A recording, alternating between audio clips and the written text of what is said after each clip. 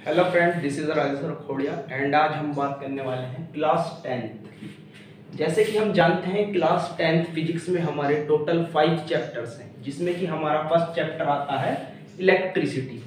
Electricity क्या होता है? इलेक्ट्रिसिटी हमारा आता है इलेक्ट्रोडायनेमिक्स,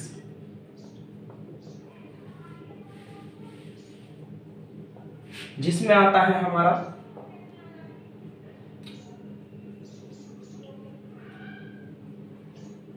इलेक्ट्रोस्टैटिक्स, जिसमें हम चार्ज की रेस्ट में स्टडी करते हैं। उसको बोलते हैं हम फिजिक्स की वो ब्रांच जिसमें हम चार्ज की रेस्ट में रखकर स्टडी करते हैं, उसको बोलते हैं हम इलेक्ट्रोस्टैटिक्स। दूसरा आता है हमारा current electricity.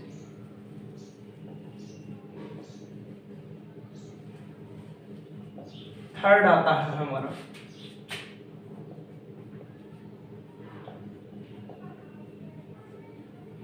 Electromagnetism.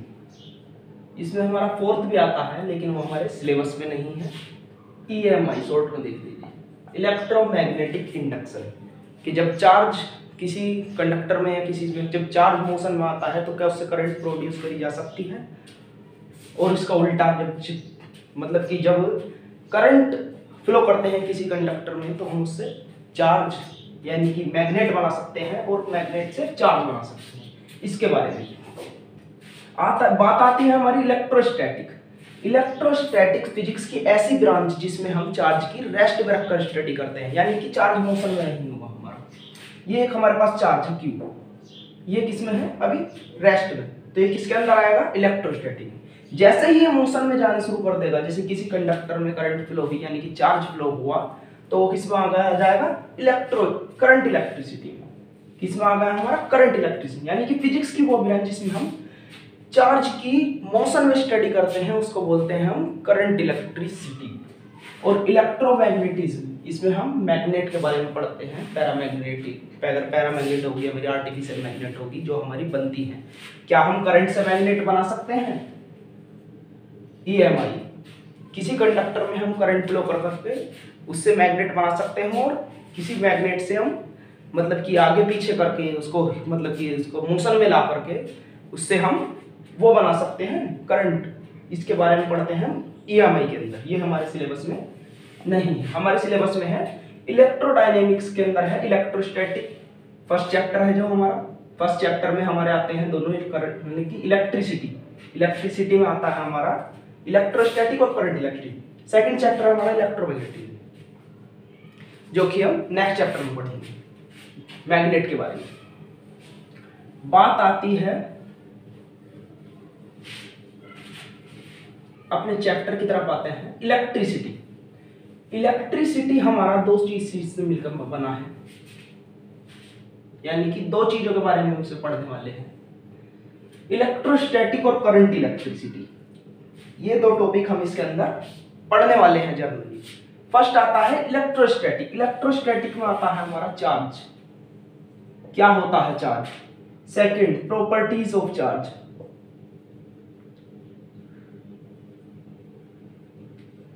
Properties of charge, इसमें आता है हमारा करंट, इलेक्ट्रिक करंट,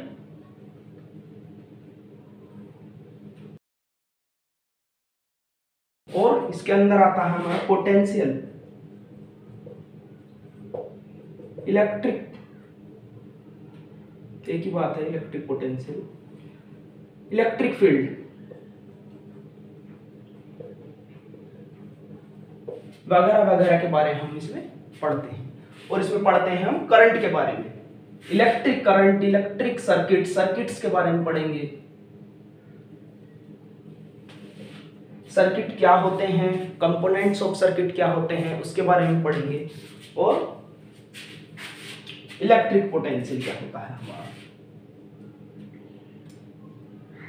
फर्स्ट बात आती है हमारा, फर्स्ट टॉपिक आता है हमारा करंट इलेक्ट्रिसिटी का। चैप्टर की तरफ चलते हैं अपने। चार्जेस क्या होते हैं? चार्जेस या कह सकते हैं इलेक्ट्रिक चार्ज। इलेक्ट्रिक चार्ज क्या होते हैं? चार्ज और electric charge. The intrinsic property of particle लिखेंगे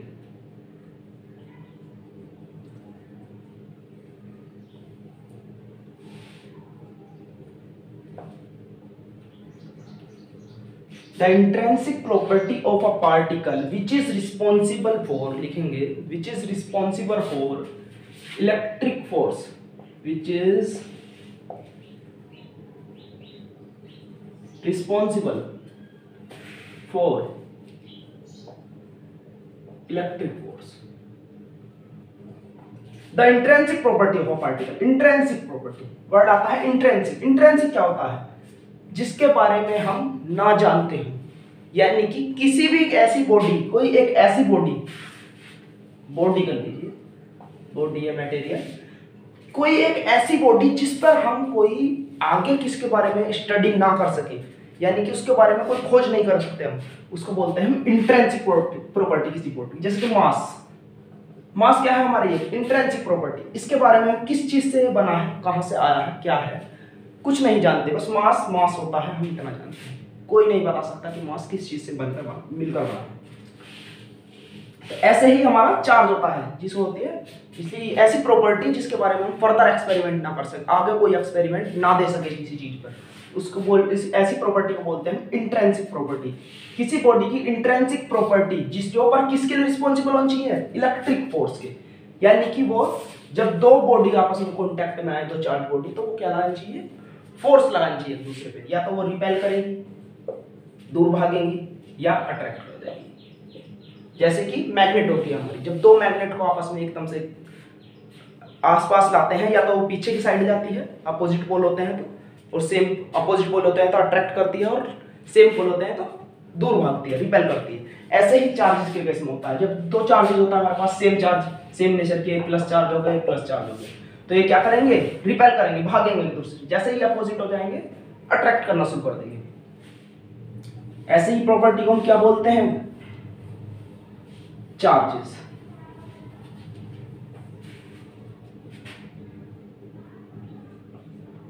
और बोल सकते हैं हम, नेक्स्ट लिख लेंगे, द प्रॉपर्टी, द फिजिकल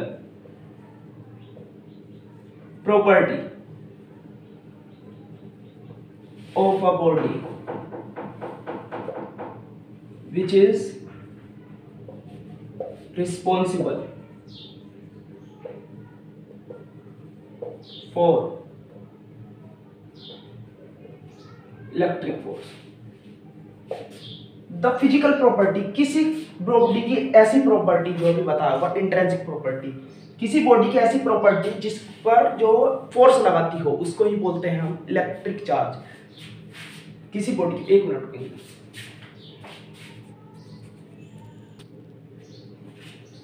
हाँ, तो हम क्या बात कर रहे थे, किसी बॉडी की ऐसी प्रॉपर्टी जिस पर हम कोई एक्सपेरिमेंट ना कर सकें, यानी कि जिस पर हम कोई अपना एक्सप्लेनेशन आगे ना दे सकें, ऐसी बॉडी, ऐसी प्रॉपर्टी को क्या बोलते हैं हम, इलेक्ट्रिक चार्ज। नेक्स्ट हमारी हेडिंग आती है, एग्जांपल लिखेंगे इसके अंदर, कोम्ब रब विद ड्राई हेयर, कोम्ब रब विद ड्राई हेयर। जब हम किसी कंघी को अपने सिर से बाल काटते हैं तो उस पर क्या जाता है, चार्ज। कैसा आता है देखेंगे,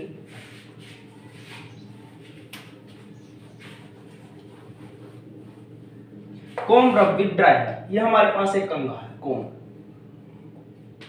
ये हेयर आ गए हैं। जब हमने कोम्ब को बालों पर रब किया, यानी कि हमने कंघा किया बाल काटने के लिए, तो उसने क्या कर दिया, अपने इलेक्ट्रॉन लूज कर दिए, जिससे क्या हो गया, बॉडी पर चार्ज आ गया। इसने अपने 2 इलेक्ट्रॉन लूज किए और इस पर आ गया पॉजिटिव चार्ज 2q।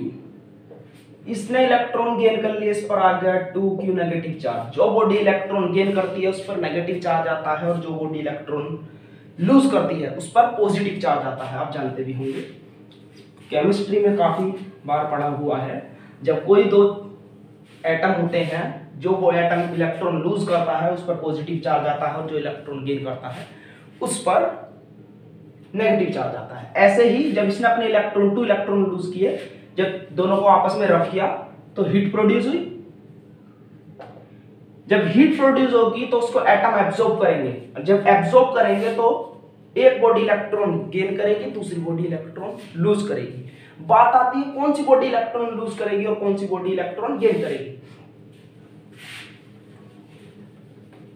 जब हम दो बॉडी को आपस में रब करते हैं, मान लीजिए ये हेयर है, ये कॉम्ब है, ये कॉम्ब है, ये हेयर है, दोनों को आपस में रब किया तो हीट प्रोड्यूस होगी, थर्मल एनर्जी प्रोड्यूस होगी। जैसे ही एनर्जी प्रोड्यूस होगी तो दोनों बॉडी, तो हमारे पास दो बॉडी है, ये कैप है, ये पेन है, दोनों को आपस में रब किया, बहुत ज्यादा रब कर दिया। जब दो बॉडी रब हुई तो हीट प्रोड्यूस हुई, हीट प्रोड्यूस होने के बाद दोनों आपस में हीट को एब्जॉर्ब करेंगी। इसने भी हीट एब्जॉर्ब की, इसने भी हीट को एब्जॉर्ब किया, दोनों ने हीट को एब्जॉर्ब किया। लेकिन कौन सी बॉडी इलेक्ट्रॉन लूज करेगी? जिस बॉडी का वर्क फंक्शन लो होगा वो बॉडी इलेक्ट्रॉन लूज कर देगी, वो बॉडी इलेक्ट्रॉन लूज कर देगी। और जिसका हाई होगा वो बॉडी इलेक्ट्रॉन गेन करेगी। अब ये बात कैसे पता लगेगी किस बॉडी का वर्क फंक्शन हाई है और किसका लो है? बात आती है वर्क फंक्शन की। वर्क फंक्शन क्या होता है? The minimum amount of energy, लिखना नहीं है, ऐसे ही सुनेंगे, सिलेबस में नहीं है। The minimum amount of energy which is required to emit an electron from an atom, यानी कि कम से कम किसी एटम को कितनी एनर्जी दें हम कि वो अपने इलेक्ट्रॉन लूज करने लग जाए। मैंने मान लिया इस बॉडी का work function 12 electron volt. Electron volt क्या है इसकी यूनिट। इस बॉडी का वर्क फंक्शन 12 इलेक्ट्रॉन वोल्ट है, इसका है 20 इलेक्ट्रॉन वोल्ट, इसका है 20 इलेक्ट्रॉन वोल्ट। जब इसका वर्क फंक्शन लो है, दिखाई पड़ रहा है इसका, हर बॉडी का अपना अपना अलग वर्क फंक्शन होता है, किसी भी दो बॉडी का वर्क फंक्शन सेम नहीं होता, सबका कुछ ना कुछ डिफरेंस जरूर होगा, कभी भी एग्जैक्ट सेम नहीं होगा। इसका वर्क फंक्शन लो है, इसका वर्क फंक्शन हाई है। जब इसका हीट प्रोड्यूस हुई तो इसने हीट को एब्सॉर्ब करना शुरू कर दिया, और इसने जैसे ही बॉडी का वर्क फंक्शन 12 इलेक्ट्रॉन वोल्ट होगा, इसके बराबर होगा, इतनी हीट जब तक रब करेंगे हीट ज्यादा प्रोड्यूस होगी। अभी हमारी कब रब किया तो 6 इलेक्ट्रॉन वोल्ट की एनर्जी निकाल रहा है। जब हम इसको ज्यादा रब करेंगे, बहुत ज्यादा, तो ये 12 इलेक्ट्रॉन वोल्ट भी निकालेगा। जब 12 इलेक्ट्रॉन वोल्ट की एनर्जी इसको मिलेगी तो ये इलेक्ट्रॉन लूज करना स्टार्ट कर देगा एक एक करके अपना, और क्या ले लेगा? पॉजिटिव चार्ज, और ये इलेक्ट्रॉन गेन करना स्टार्ट कर देगा, क्योंकि every body is made by atom and atom have different number of electron, जो कि हमारे सेल्स में होते हैं बाहर की साइड। इसलिए इलेक्ट्रॉन निकलते हैं और किस पर जाते हैं? हायर वर्क फंक्शन बॉडी पर। इस पर आ गए इलेक्ट्रॉन और इस पर क्या आ गया? Negative charge. इस पर पॉजिटिव चार्ज आ जाएगा, इस पर नेगेटिव चार्ज आएगा। जिस बॉडी का वर्क फंक्शन लो होगा, यानी कि वर्क फंक्शन क्या होता है? किसी बॉडी की कम से कम एनर्जी कितनी दें कि वो अपना इलेक्ट्रॉन लूज करना स्टार्ट कर दे। इसको एनर्जी दे रहे हैं हम, इतनी एनर्जी दें कि उसका वर्क फंक्शन उसके वर्क फंक्शन के इक्वल हो जाए एनर्जी, और इलेक्ट्रॉन एमिट करना स्टार्ट कर देगा।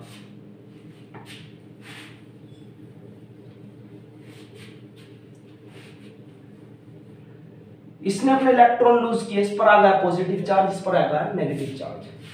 ये क्या है? हमारा एग्जाम्पल है इलेक्ट्रिक चार्ज का। कैसे इलेक्ट्रिक चार्ज प्रोड्यूस होता है, किस कारण से होता है, क्यों होता है? वर्क फंक्शन के कारण। जिस बॉडी का वर्क फंक्शन लो होता है वो इलेक्ट्रॉन लूज करती है, जिस बॉडी का वर्क फंक्शन हाई होता है वो इलेक्ट्रॉन गेन करती है। सिंपल सी बात है। नेक्स्ट हेडिंग आती है type of charges.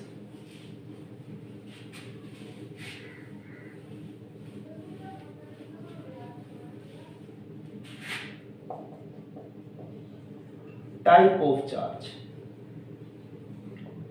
Type of charge. Charge कितने टाइप के? पहला पॉजिटिव चार्ज, पूरा लिखेंगे पॉजिटिव चार्ज। सेकंड आता है नेगेटिव चार्ज। नेगेटिव चार्ज क्या होते हैं? पॉजिटिव चार्ज और क्या होते हैं negative charge? According to Benjamin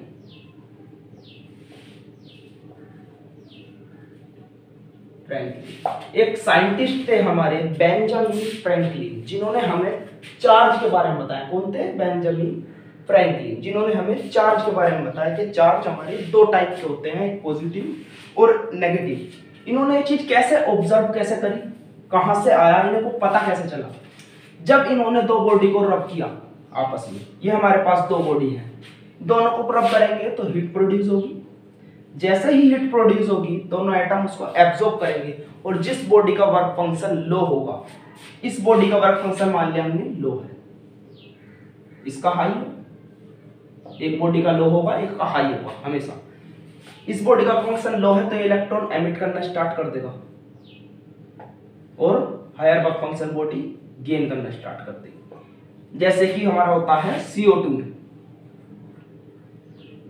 जब हम इसको हीट करते हैं तो हमें क्या मिलता है? CO2।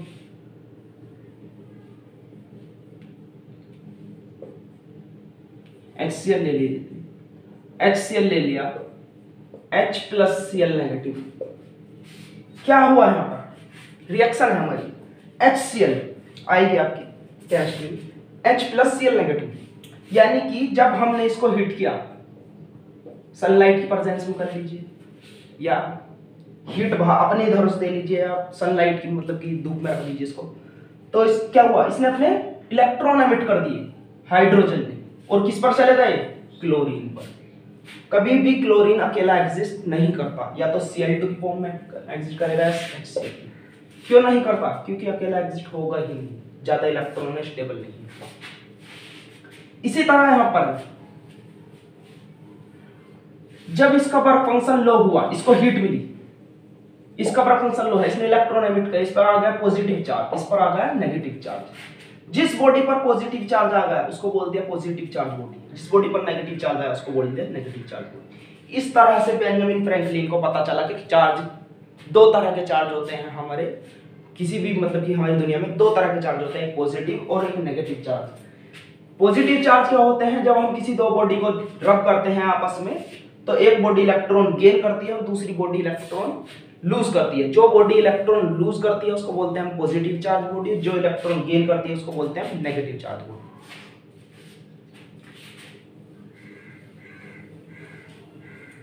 नेक्स्ट हेडिंग आती है इसके अंदर हमारी, नेक्स्ट हेडिंग आती है SI unit of electric charge. SI unit of electric charge, एक साइंटिस्ट है हमारे Charles Augustin de Coulomb. Charles Augustin de coulomb,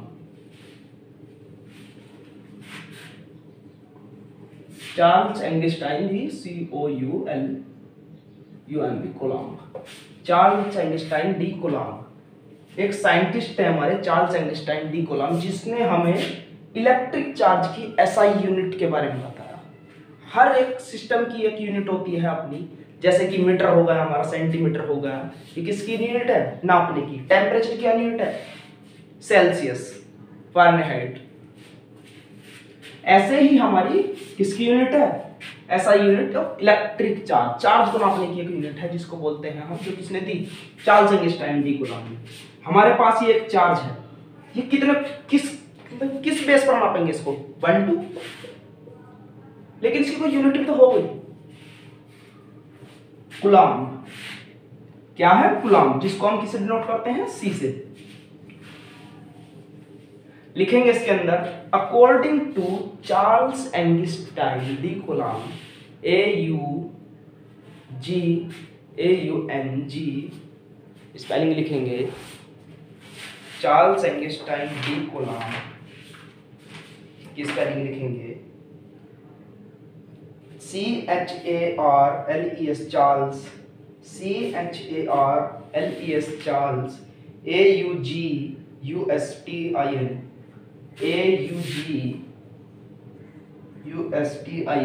एंगस्टाइन de COULOMB, Coulomb. Charles CHARLES, Charles Augustin de Coulomb. According to Charles Einstein D. Coulomb, the SI unit of charge is coulombs, and it is denoted by capital C, and it is denoted by capital C. इसको हम किससे denote करते हैं? Capital C से। Next heading लिखेंगे इसके अंदर। Next heading आती है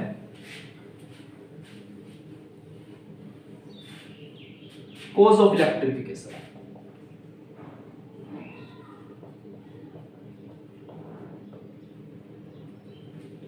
कोज ऑफ इलेक्ट्रिफिकेशन यानी कि जब हम किसी दो बॉडी को आपस में रब करते हैं तो आखिर की क्या घटना क्या होती है, क्या है, क्या होता क्या है, जो हमारा जनरली एग्जांपल हमारा पूछा जाता है। इसलिए लिखेंगे पहले इसके अंदर, when two different body rubbing together each other, when two different body rubbing together each other, then one body lose its electron, while another body gains electron. The body which lose its electron which get positive charge. The body lose its electron which get positive charge, while the body gains the electron which get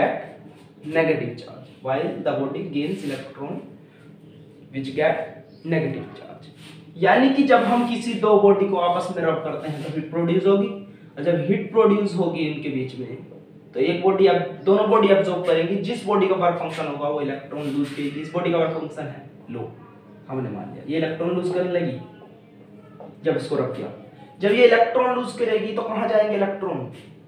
higher work function body पर, इस पर आ गई, ये आने लगी, इसके electron इस पर आने लगे। इस पर क्या आ गया? इस वजह से पॉजिटिव चार्ज, इस पर नेगेटिव चार्ज। यही तो लिखा है, जो बॉडी इलेक्ट्रॉन लूज करती है उस पर पॉजिटिव चार्ज आता है, जो इलेक्ट्रॉन गेन करती है उस पर नेगेटिव चार्ज आता है। इसको ही क्या बोलते हैं? Cause of electrification. लिखेंगे एग्जांपल इसके अंदर। एग्जांपल, गिलास रोड रब विद सिल्क। जब हम किसी गिलास रोड को, किसी कांच की रोड को किसी सिल्क के कपड़े के साथ या किसी के सिल्क के साथ रब करते हैं, ये हमारे पास एक सिल्क है, बना लेंगे इसको भी, ये गिलास रोड है।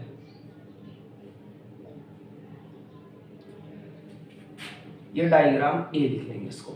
जब हम किसी गिलास रोड को सिल्क के साथ रब करते हैं तो क्या होता है? पहले ये बनाएंगे, इसको बनाने के बाद फिर ये बनाएंगे। इस पर गिलास रोड लिखना है, गिलास रोड। ये क्या है? गिलास रोड, ये सिल्क है। सेकंड डायग्राम आता है इसका, बना लेंगे। इसके अंदर आता है, जनरली पूछा जाता है, बी पार्ट है इसका। जब हमने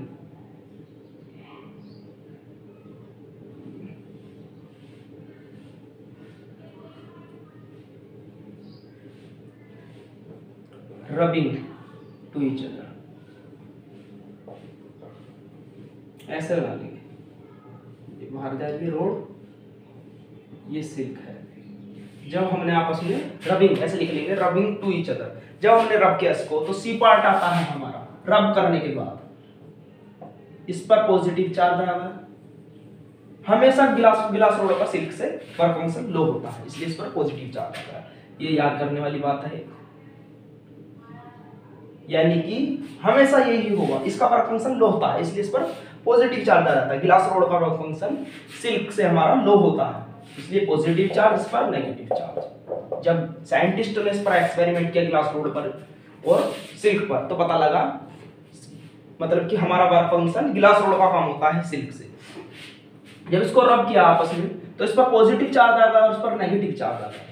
किस वजह से आया? जब हम इसको रब किया था हीट प्रोड्यूस हुई। जब हीट प्रोड्यूस होगी तो दोनों बॉडी हीट को एब्जॉर्ब करेंगे। जब एब्जॉर्ब करेंगे तो एक बॉडी इलेक्ट्रॉन लूज करेगी, दूसरी gain. Glass rod electron lose करती है और सिल्क हमारा इलेक्ट्रॉन गेन करता है, जिसकी वजह से ग्लास रोड पर पॉजिटिव चार्ज आता है और सिल्क पर हमारा नेगेटिव चार्ज आ जाता है। यही है हमारा कोज ऑफ इलेक्ट्रिफिकेशन। लिख लेंगे इसके अंदर, व्हेन ग्लास रोड रब with silk cloth, then glass rod lose its electron, while silk cloth gains electron. This is known as cause of electrification.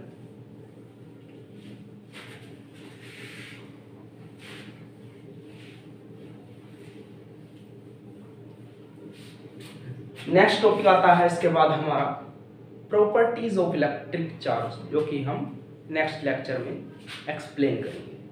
आज इतना ही। अगर जो वीडियो अच्छा लगा हो तो वीडियो को लाइक करें एंड चैनल को सब्सक्राइब करें। Thank you.